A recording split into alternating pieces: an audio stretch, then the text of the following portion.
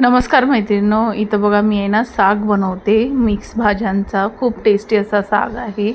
नक्की तुम्ही पण पूर्ण रेसिपी बघा।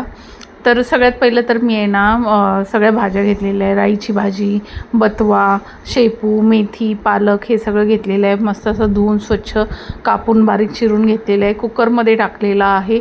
कुकरमध्ये शिजायला ठेवलेलं आहे। त्याच्यामध्ये आलं, लसूण, मिरची याची पेस्ट टाकायची आहे कुकरमध्येच। ह्या भाजीला शिजायला वेळ जातो म्हणून आहे ना तिला कुकरमध्ये शिट्ट्या मारून घ्यायच्या आहेत। थोडंसं मीठ टाकलेलं आहे। मस्त असं हलवून घेतलेलं आहे आणि कुकरचं झाकण ठेवायचं आहे। एक 10 तरी शिट्ट्या मारायच्या आहेत त्याला।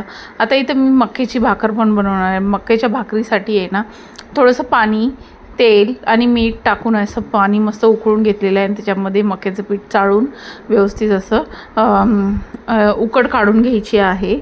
जसं आपण तांदळाची भाकर बनवतो ना त्या पद्धतीनेच आपल्याला त्याची उकड काढायची आहे। आता इथं बघूया भाजी शिजली की नाही।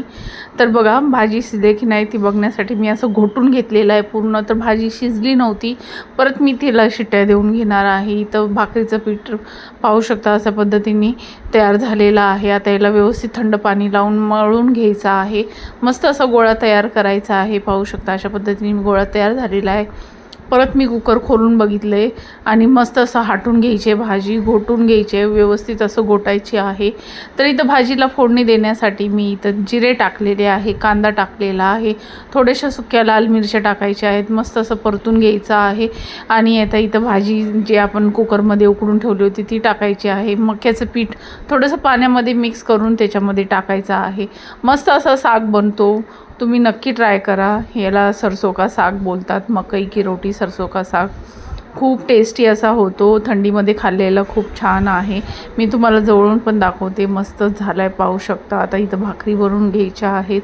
भाकरीसाठी पीठ बघा मस्त मळून झालेलं आहे आणि इथं मी इथं भाकरी अशा लाटून घेणार आहे। तव्यावर तवा पण तापलेला आहे आणि ह्याचं कॉम्बिनेशन मक्याची भाकर आणि साग ह्याचं कॉम्बिनेशन खूप छान आहे। तुम्ही पण नक्की ट्राय करा।